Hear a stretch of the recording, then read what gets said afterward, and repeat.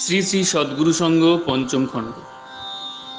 ভজন প্রতিকূল সাহারানপুর, জ্বালা যন্ত্রণার কারণ নির্ণয়।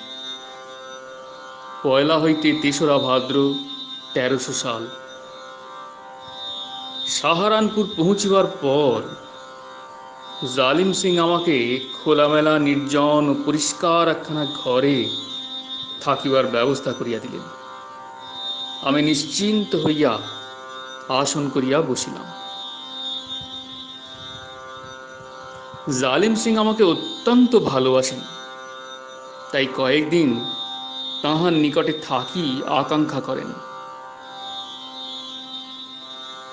কিন্তু এ স্থানে একদিন থাকিয়াই বুঝিলাম থাকা সহজ নয়। সকল প্রকার সুবিধা সত্ত্বেও এই স্থানে ভজনে মন বসে না। এরূপ কেন যে হয় জানি না। আসনে স্থির হইয়া বসিতে উদয়াস্ত চেষ্টা করিতেছি, কিন্তু 10 মিনিটের জন্য এ পর্যন্ত পারিলাম না। ভজন সাধন ছুটিয়া গেল, মাথা আগুন হইয়া উঠিল।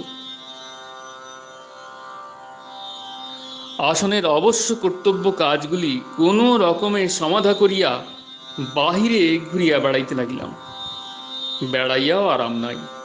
কি যে যমযাতনা ভোগ হইতে লাগিল, প্রকাশ করার জো নাই। আমি জালিম সিংকে সকল কথা খুলিয়া বলায় তিনি বুঝিলেন। তিনিও বলিলেন, ভজন সাধনের ভাব বিরোধী এই প্রকার স্থান আমিও ইতিপূর্বে কোথাও দেখি না। বোধহয় দুনিয়াদারি ছাড়া এই স্থানে ধর্মের কোনো অনুষ্ঠান হয় নাই। জালিম সিং আমাকে একখানা বলকলাম্বর দিলেন। আরও কম্বলাদি অনেক জিনিস নিতে জেদ করিতে লাগিলেন। অনাবশ্যক বলিয়া তাহা গ্রহণ করিলাম না। আমাকে সাহারানপুরে রাখিতে জালিম সিং এর অতিশয় আগ্রহ দেখিয়া 4-5 দিন রহিলাম, কিন্তু বহু চেষ্টা যত্ন সত্ত্বেও একটি দিন 1 ঘন্টার জন্য সুস্থির হইতে পারিলাম না। নাম করা যায় না, শ্বাস রুদ্ধ হইয়া আসে।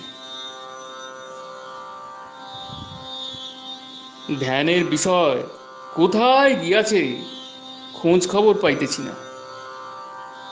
অনর্থক রাজসিক ও তামসিক ভাব সকল কোথা হইতে আসিয়া মনটিকে অস্থির করিয়া তুলিয়াছে। চিত্ত মলিন হইয়া পড়িয়াছে। এই জ্বালা যন্ত্রণা অস্থিরতার কারণ কি অনুসন্ধান করিতে ইচ্ছা হইল। আমি খুব দৃঢ় হইয়া আসনে বসিলাম। বহু চেষ্টায় শ্বাস প্রশ্বাসের স্বাভাবিক গতি ধরিয়া প্রবেশ করিয়া দেখি নাভিমূল হইতে এক প্রকার উত্তাপ উঠিয়া মেরুদণ্ডে গিয়া লাগিতেছে। মেরুদণ্ডের সেই স্থান সুরসুর করিয়া এক প্রকার জ্বালার সৃষ্টি করিতেছে। ওই জ্বালার গ্যাস বুকে ও মস্তকে গিয়া সমস্ত শরীরে ছড়াইয়া পড়িতেছে। তাহাতে প্রাণ মন অস্থির করিয়া সময় সময় ক্ষিপ্তবোধ করিয়া তোলে। এ সমস্তই শারীরিক।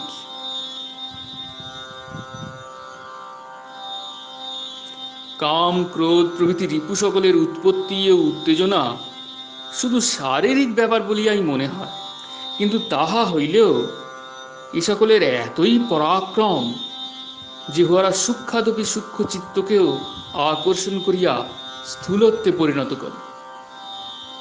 ঠাকুর, এসব উৎপাত আর কতকাল?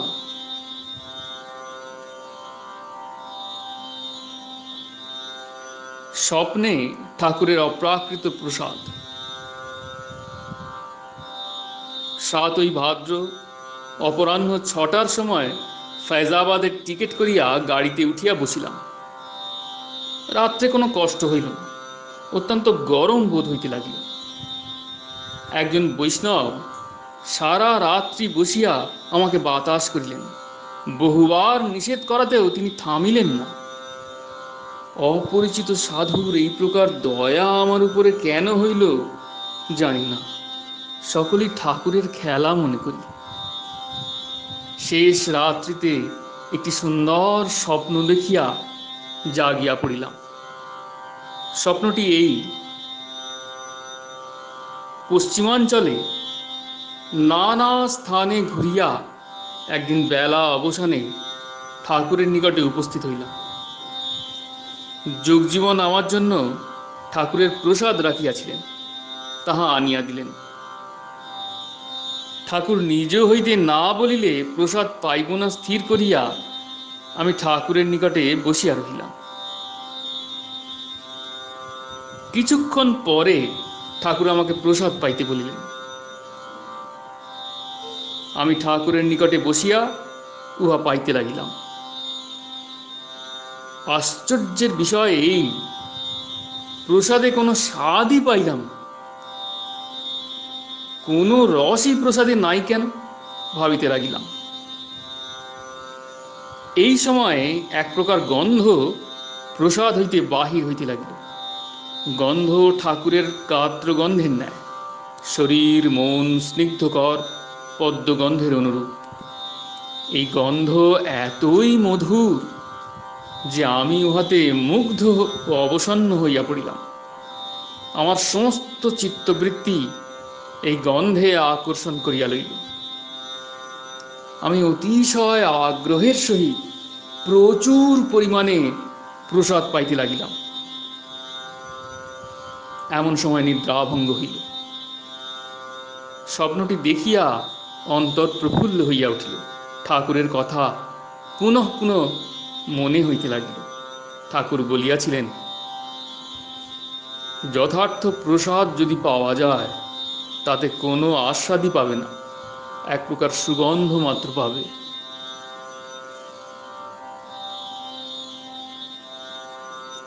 বস্তি যাত্রা।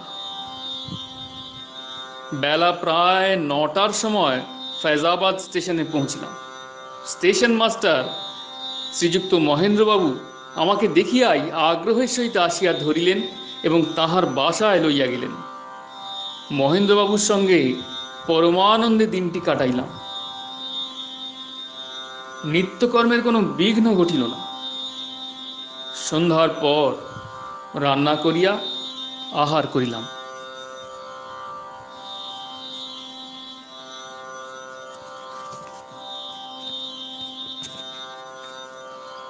প্রত্যুষে উঠিয়া শৌচান্তে মহেন্দ্রবাবুর সহিত সাক্ষাৎ করিয়া অযোধ্যা ঘাটে পৌঁছিলাম। সরজুর শীতল জলে স্নান করিয়া ঠান্ডা হইলাম। সন্ধ্যা তর্পণ সারিয়া স্টেশন ঘাটে উপস্থিত হইলাম। অসংখ্য লোকের ভিড় দেখিয়া হতাশ হইয়া পড়িলাম। সংখ্যাতিরিক্ত লোক জাহাজে উঠিয়া পড়ায় লাঠি চালাইয়া একদল লোক সাধারণকে জাহাজে উঠিতে বাধা দিতে লাগিল।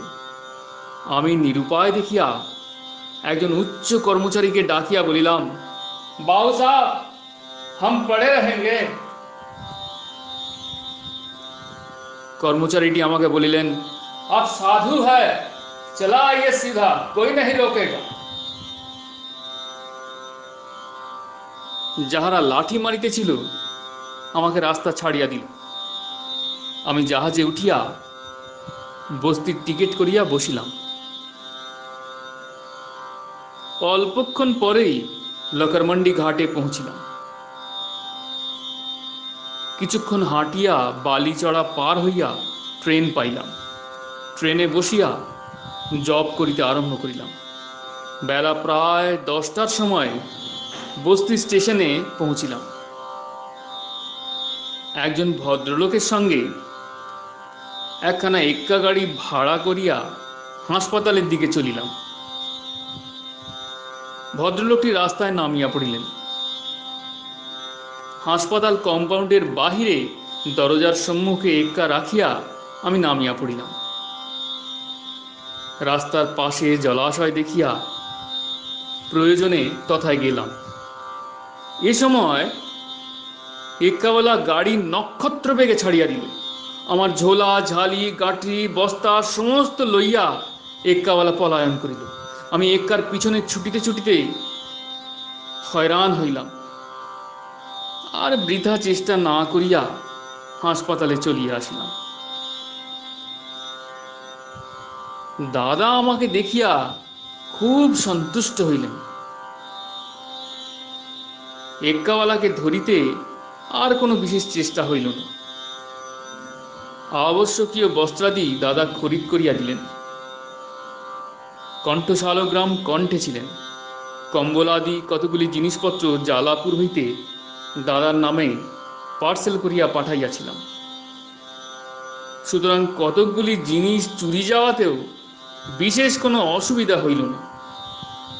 দাদার নিকট ৩-৪ দিন থাকিব সংকল্প করিয়াছিলাম, কিন্তু দাদার এই মমতায় এতই আরাম বোধ হইল যে অধিক দিন বস্তিতে থাকিতে হইল।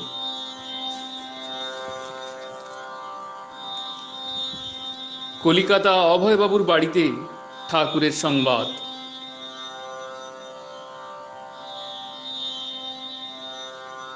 আঠারোই ভাদ্র ১৩০০ সাল।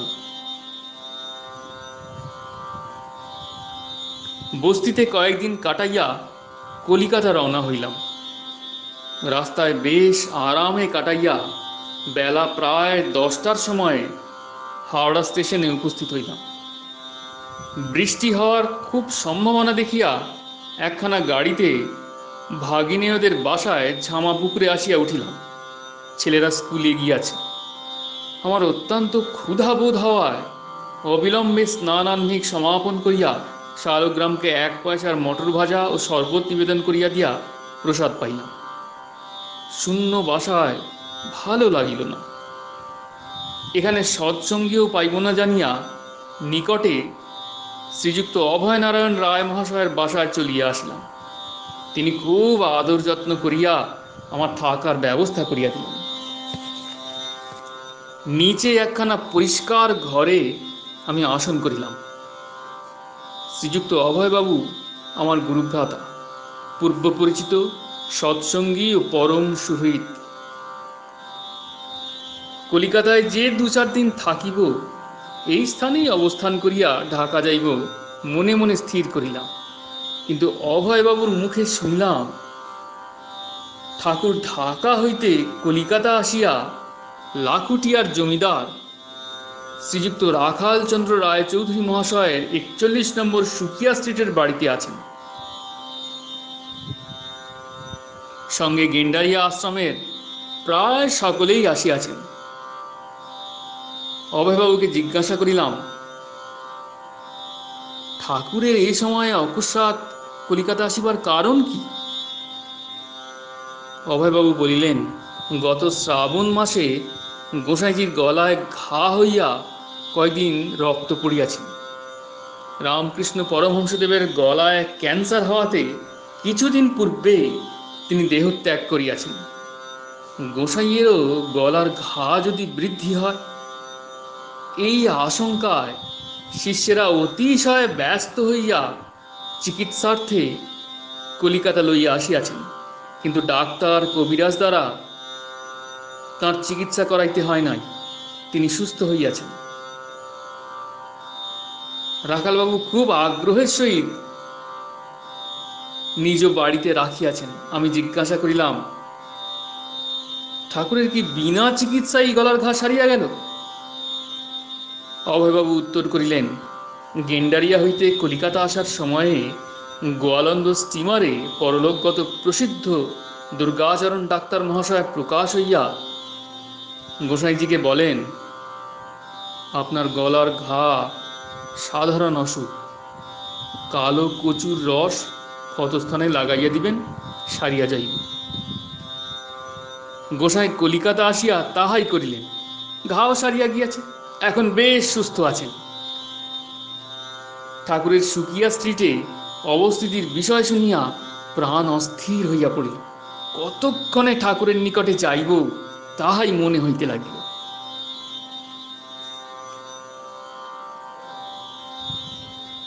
জয় গুরু, জয় গুরু, জয় গুরু, প্রণাম।